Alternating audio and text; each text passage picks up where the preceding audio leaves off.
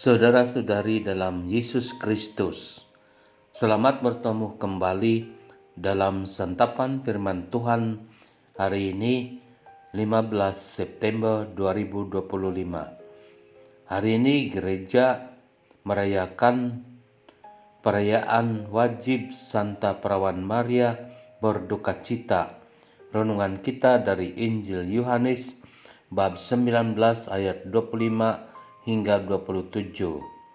Mari kita sama-sama dengarkan.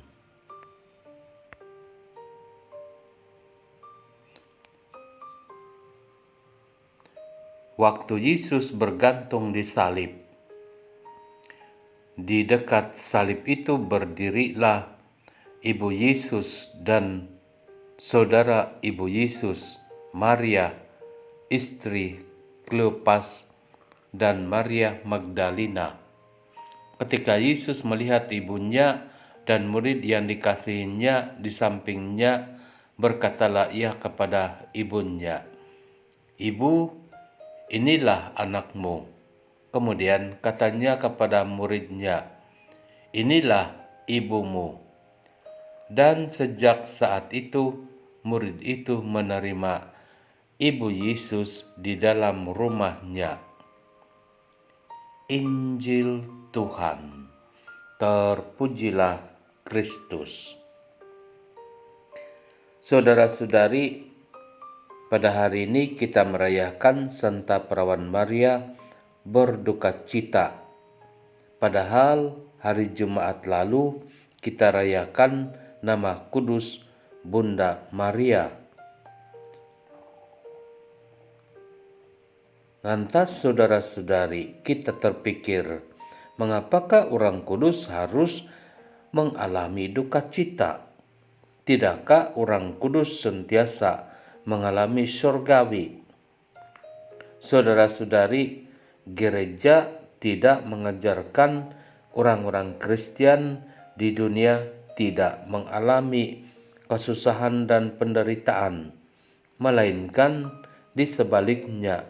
Yesus berkata, "Sesiapa tidak memikul salibnya tidak layak menjadi muridnya." Dan Yesus perlihatkan kehidupan itu. Yesus sendiri harus sengsara dan mati karena dosa manusia untuk menyelamatkan manusia. Harus menanggung sengsara dan mati untuk keselamatan dan kebahagiaan manusia. Dan karena Yesus sudah bangkit dan naik ke surga, manusia yang sengsara dan mati karena dosa bangkit dan naik ke surga dalam Yesus. Selepas kematian dan kebangkitan, baru mengalami surgawi yang sempurna dalam Yesus Kristus atau dalam Yesus Penebus. Gereja mengajarkan Santa Perawan Maria berdukacita bersama Yesus yang sengsara di kayu salib. Tetapi Santa Perawan Maria sekarang berbahagia di surga bersama Yesus yang telah bangkit dan naik ke surga dalam kehidupan kekal. Dalam iman kita, pengikut-pengikut Yesus pun begitu. Harus memikul kesusahan dan kesengsaraan di dunia, tetapi kelak akan bersama Yesus dalam kebahagiaan di surga. Adakah kebahagiaan hanya dialami bila sudah di surga? Kenapa tidak mengalami kebahagiaan sekarang?